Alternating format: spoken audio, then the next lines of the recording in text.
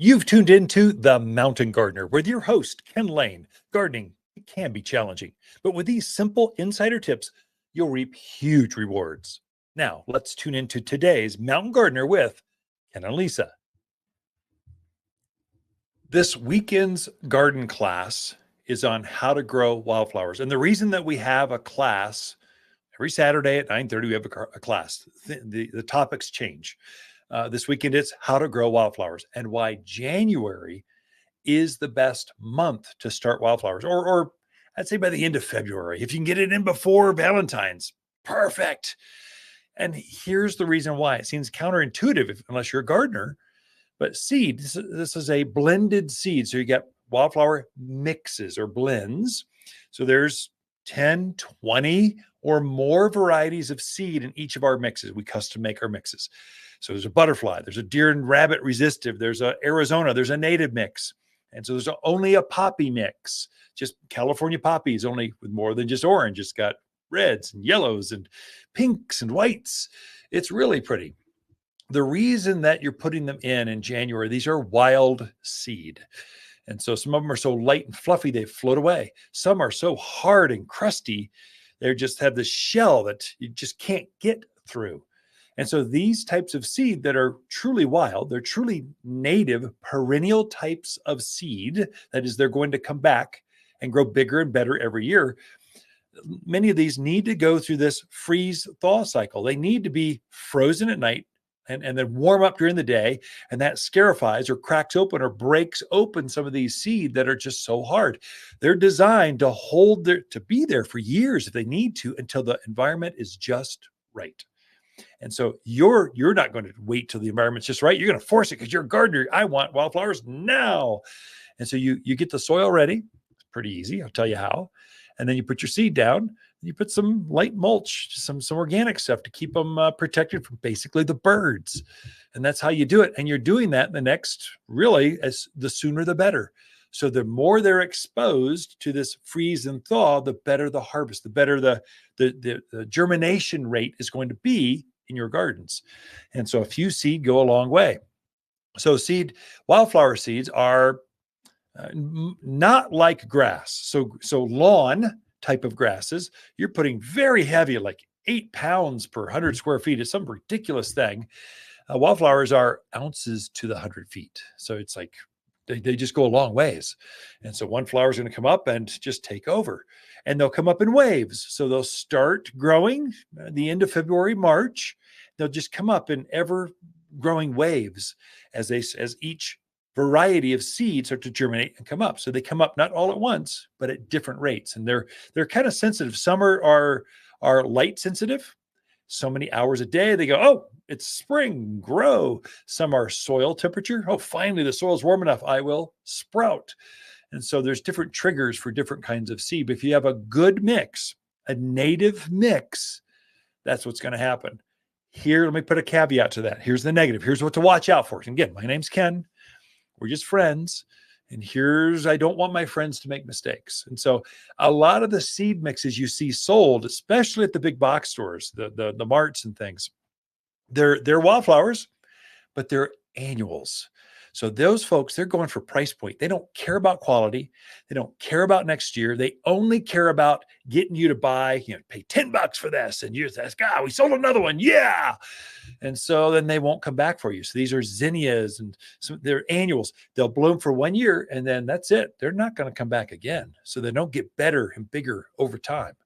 So you don't want an annual variety of wildflower. You want a mix or blend of perennial varieties that are for this altitude, for this climate. So you're going to take our seed at Waters Garden Center from Prescott, Arizona. You're going to take that down to Phoenix or Palm Springs or Tucson. It wouldn't work.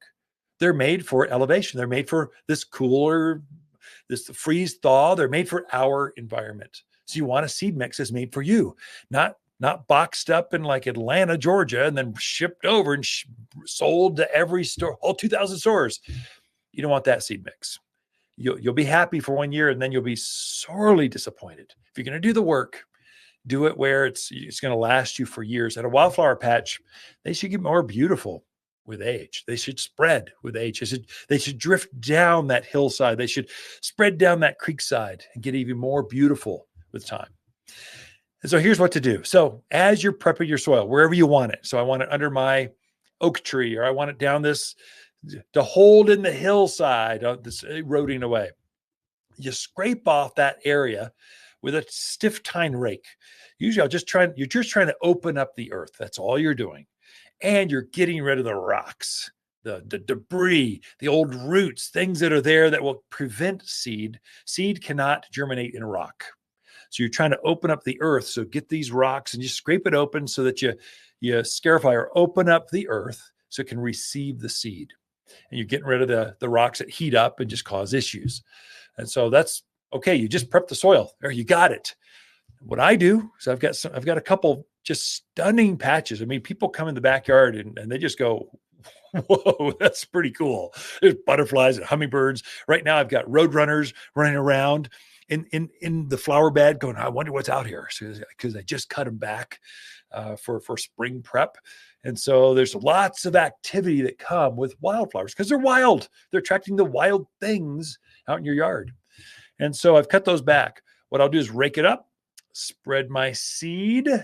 I actually do a couple things. I will add some humic, Humic, humic, or it's a soil conditioner. It's humic acid is what it is. Humic acid, if you take a compost pile and boil it down to its last element, what you're left with is humic acid. Seeds love humic acid. If you know this, it encourages deeper roots is what it does. So it activates the soil so that the mycorrhizals and the worms are just kind of they're just working in this. They're going to come in because they're attracted to this humic acid. So you spread that on there. It's like a fertilizer. It looks like coffee grounds. So you spread it out there and it's going to help those seeds as they germinate to have deeper tap roots, which means you have a longer bloom, larger blooms, more blooms as the season progresses, especially for these summer things. So gaillardias, echinaceas, coreopsis, these summer blooming flowers, they're going to be blooming in the heat. Well, you want them to have as deep a roots as you can. You get better flowers. And then I'll top dress that entire area with about maybe a ½ inch, ½ inch, or as light as you can go inch of premium mulch. So that's our mulch. We make it screened down real tight so it won't bury the seed, but it keeps the birds off.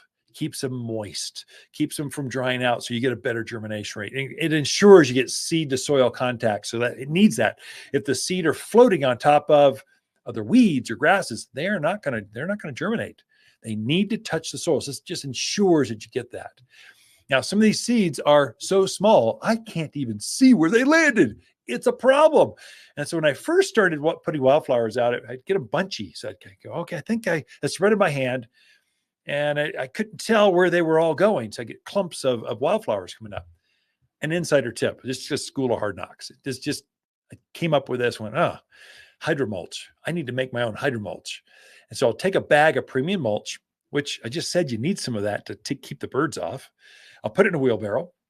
I put my wildflowers into the mulch and I blend that into the mulch. I get two benefits. One, I save a step, so I don't have to spread mulch out there afterwards, but it helps me to spread it much evener. So as now I'm taking a shovel, I'm spreading that out over the garden bed where I can see where that mulch layer is over there. Mulch is much easier to identify where it is than seed. You'll blend those seed into that mulch in the wheelbarrow and they instantly disappear. And so this will help you to get a more even patch. I mean, it's a game changer. Why I didn't think of this earlier, I don't know. But now I recommend it in garden classes and to my friends over Airwaves. It's a game changer. It really makes a difference. So summarize. Get a good seed mix.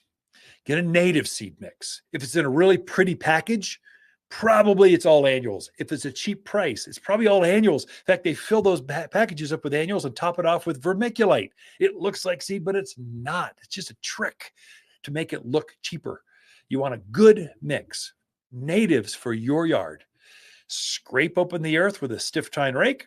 Spread your seed out. Spread some humic over that. And keep it watered, a couple times a month. I don't know. That doesn't take much. Keep it moist, and that's good enough. And you're going to have a spectacular wildflower patch this year, even better next year. Hi, Lisa with the plants of the week and our Austrian pine. We have instantaneous trees just in and ready for planting. This pine has the same long needles as our ponderosa pine without all the problems, and these trees are really big and bold. This is the fastest growing of the pines, and lots of sizes to choose from. Waters Garden Center, 1815 Iron Springs Road in Prescott. For people who love big, bold pines, they love to shop. For a more fruitful garden, increased success in the landscape that just feels better, then tune in daily to the Mountain Gardener podcast. Subscribe to your favorite podcast streamer or visit watersgardencenter.com. Better yet, visit me directly right here at Waters Garden Center. Thanks for tuning in.